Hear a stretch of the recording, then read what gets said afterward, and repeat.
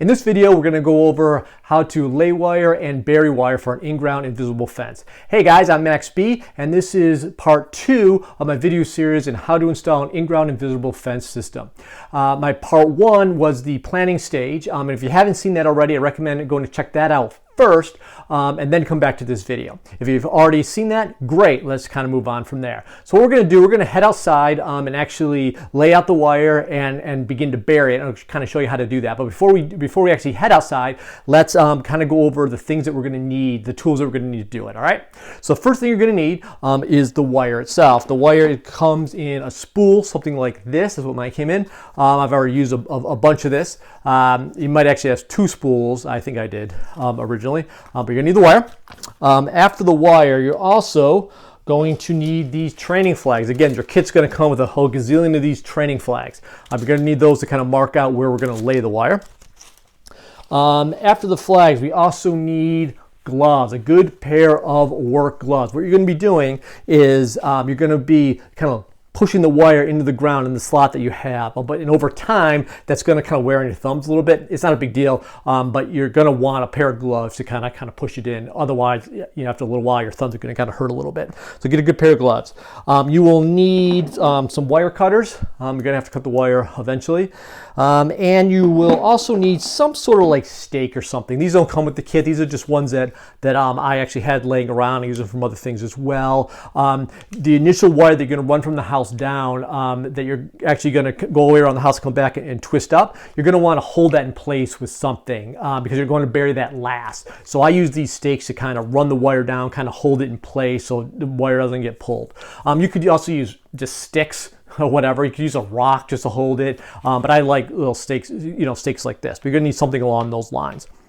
The last thing we're going to need is the actual shovel that we use to actually dig the slot. Now, the shovel that I use was actually this one. This is the exact shovel that I use. And I like the shovel for 2 different reasons.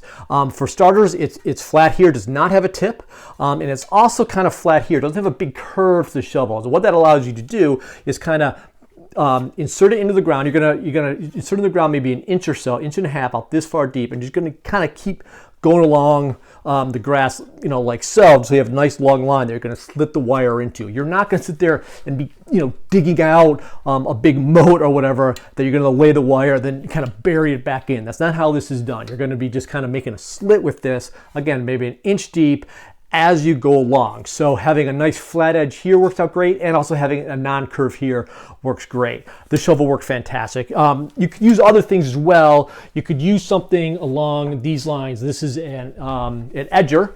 This would also work. Again, it's flat here. It doesn't have a curve here. It does, however, have this curved edge here. So obviously, the slit you're going to have is going to be deeper here than on the sides. Not the end of the world as long as you kind of go deeper.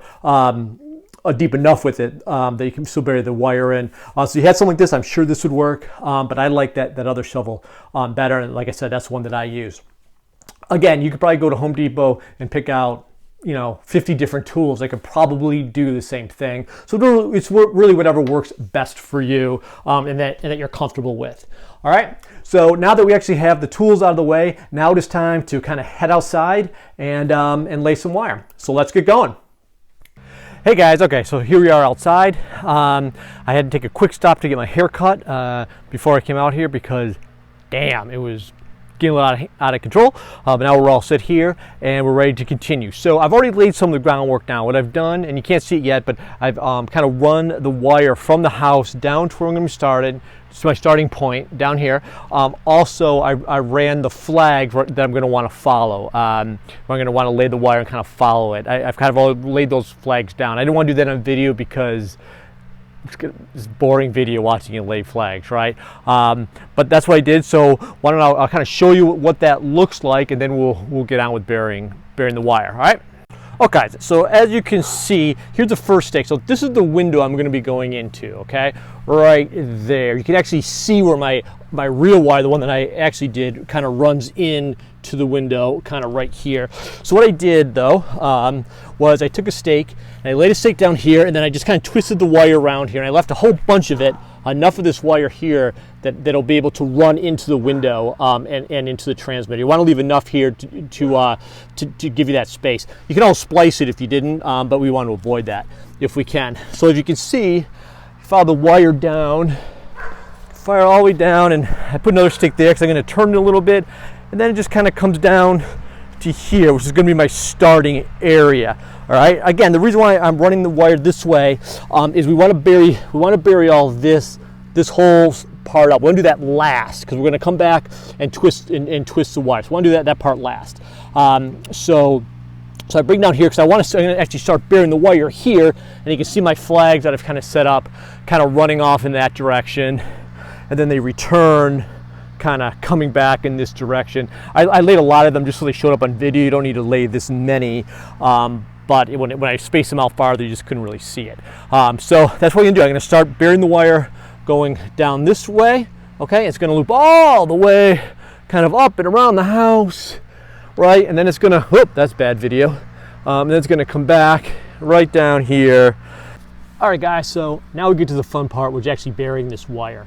So we're going to do the shovel here. I'm kind of have to crouch down here to show you, but we'll take the shovel and we're just going to drive it into the ground about an inch or so. And then we're going to just keep doing that right across, keep going kind of across like that, a bunch of slits, and then we're going to take the wire and just push it into that cut we just did.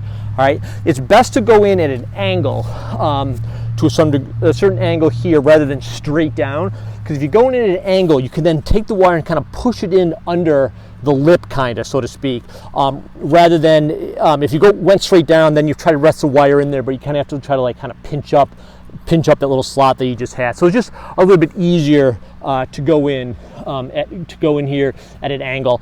Sometimes you may not be able to do that.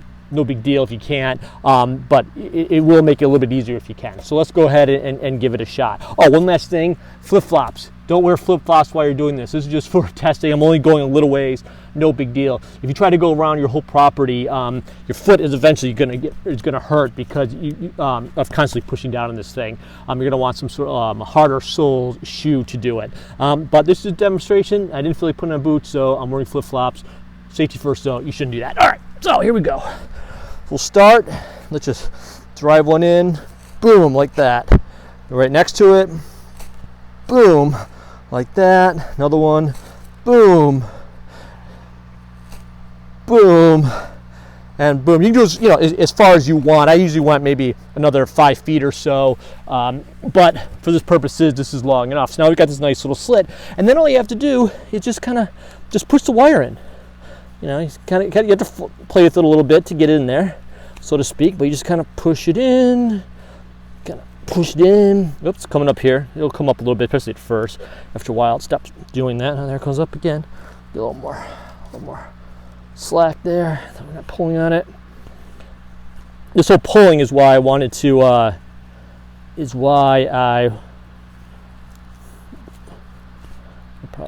there we go. And now it's going in.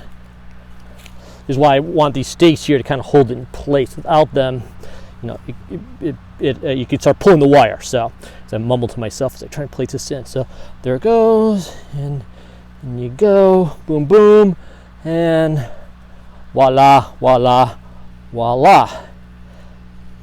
And there you go. And that's it. That's it. That's all you got to do to bury the wire. Now it's kind of buried.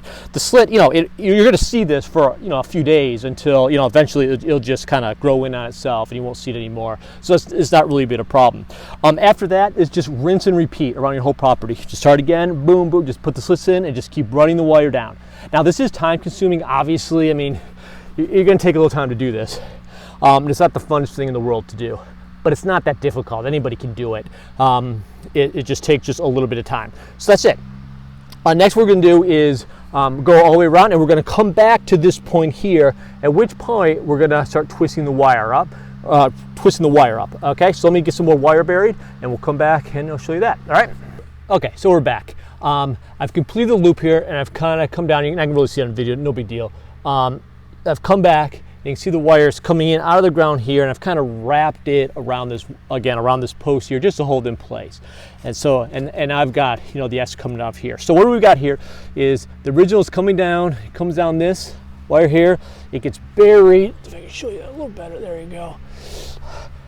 We started burying it right here. We ran it all down that way, all right? Went all the way around the house, we come back, and here it is buried right here. It's coming right back in. Again, I just tied it around here just to hold it, and here's the other end, all right? So this is one big loop of wire. Again, you might have to splice it along the way if you're using you know, too much area, you run out of wire, but regardless, it's one big thing of wire. So anyways, so this part going back up to my house is gonna get plugged into the transmitter, okay? But this is the part we want the dog to be able to run across, right? We want her to have access here. We want her to stop down here, but we want her to be able to run across this. So to do that, we have to twist the wire.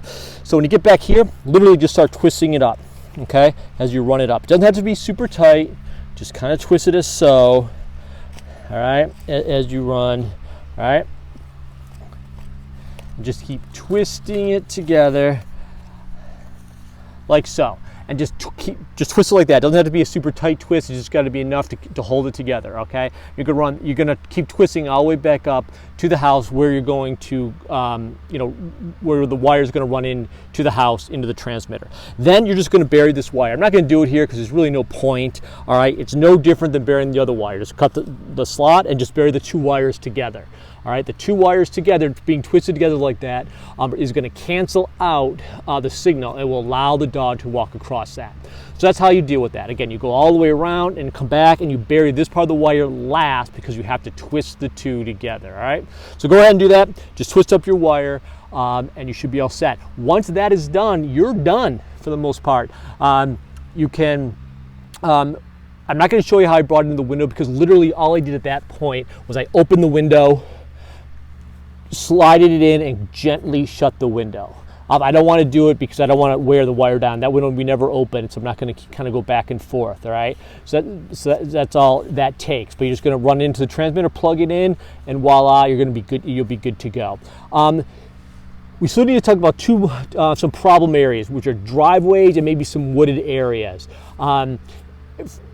For starters, if you get to a driveway or a pathway, just go over the driveway and continue. Just lay the wire right over the driveway, and then just continue on burying it.